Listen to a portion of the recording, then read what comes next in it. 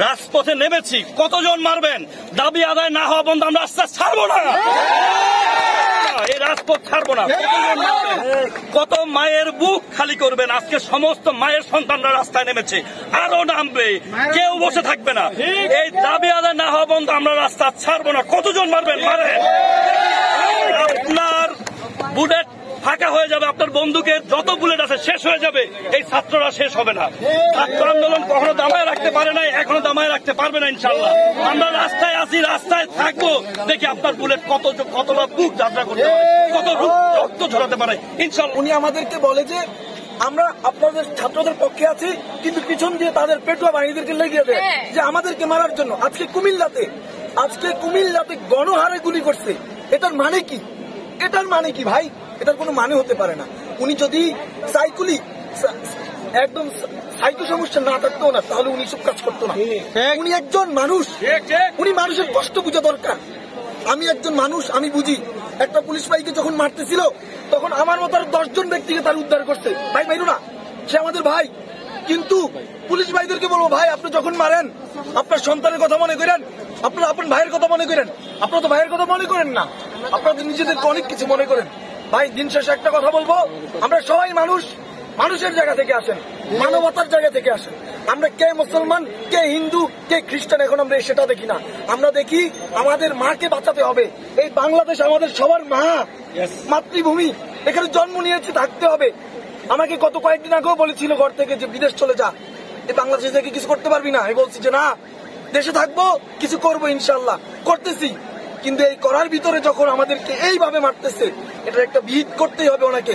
উনি আমাদের দাবি মানার জন্য গণভবনে আমাদেরকে ডাকে, এই ডাকটা আগে দিলে তো আগে হতো না, এটা তো তাকে দেয় নাই। উনি আমাদেরকে আগে ভয়ান করছে, আগে মারছে, তারপরে এখন সংলাপে যাচ্ছে। এমন হতে পারে না।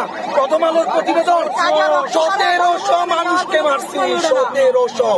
গতকালকে যখন একটা অ্যাম্বুলেন্সে দেখলাম একসাথে 20টা লাশ, আমার কলিজাটা ছেড়ে গেছে ভাই, কাঁদতে পারি না ভাই। এখন আর চোখ দিয়ে পানি আসে না, কারণ পানি শুকিয়ে গেছে। এখন শুধু একটাই দাবি, আমরা চাই আপনি সসম্মানে পদত্যাগ করেন, আমাদের বাঙালি জাতিকে উদ্ধার করেন। প্রধানমন্ত্রী আমাদেরকে বলেছিল যে আর কোনো মায়ের বুক খালি হোক, সে সেটা চায় না। কিন্তু গতকালও আমাদের অনেকগুলো ভাইকে সে মেরেছে। কেন মেরেছে বলেন? সে কি বলতে পারবে এটা?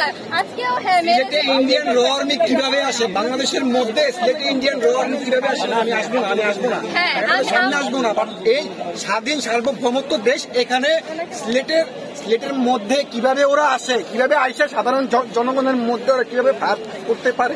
ওদের কত বড় সাহস যে সাধারণ স্বাধীন দেশের মানুষের উপরে ওরা কিভাবে ফায়ার করে মানুষকে নির্মম ভাবে হত্যা করে।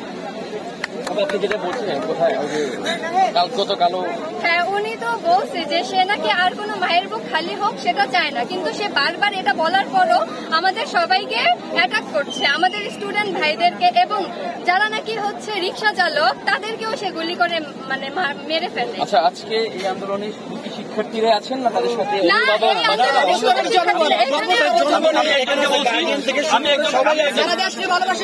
আমি একজন ফিরাকে দেখেছি, সে তার মেয়েকে নিয়ে এসেছে। সে এসে বলেছে যে আমার মেয়ে ক্লাস 9-এ পড়ে, তার স্কুলের এক ইউনিফর্ম পরা ছিল, এবং সে বলেছে তার মেয়েকে যে বাবা ওইখানে গিয়ে তুমি বসো, ওইখানে তোমার বড় আপুরা আছে আর আমি এখানে আছি। আমি তাকায় ছিলাম, আমি অবাক হয়ে গিয়েছি। আমি বলছি ভাই আপনি আপনার মেয়েকে নিয়েছেন? ভাই এখন আর বসে থাকার সময় নেই, আমি সরকারি কর্মজীবী মানুষ, আমার চাকরি চলে যাবে, যাক, আমি ভয় পাই না। আমি রাত্রে ঘুমাতে পারি না, ভদ্রলোক চোখে ধরেছে, বিশ্বাস করেন আমি নিজে ঠিক থাকতে পারি না, আমি ভদ্রলোককে জড়িয়ে ধরেছি। আমি বলছি ভাই আপনার মতো যদি এই বাঙালি সবাই চলে আসে রাস্তায়, তাহলে সকলে এই আন্দোলন অভিভাবক আসছে, শিক্ষক আসছে, শ্রমজীবী মানুষরা আসছে, এবং সবাইকে উদাত্ত আহ্বান জানাবো আসার জন্য। ভাই এখন আন্দোলনটা শুধুমাত্র শিক্ষার্থীদের ভিতরে নাই, এখন সর্বস্তরের মানুষের সবাই সমাজে নেমে আসুন। আমরা হাজবেন্ড ওয়াইফ 2 জন আমরা একসাথে নেমে আসছি, ঠিক আছে? আপনাদের বাসায় যারা আছে সবাইকে নিয়ে আসেন ভাই, শুধু এখন শুধু পুরুষ মহিলা কোনো ভাই ভেদাভেদ নাই, সবাই সবার জায়গা থেকে নেমে আসেন। যার বোন আছে, মা আছে, ভাই আছে, সবার মানে অন্তর থেকে যারা জানা সবাই নেমে আসেন একসাথে ভাই। এই সরকার ভাই এখন যে মুহূর্তে স্বাধীন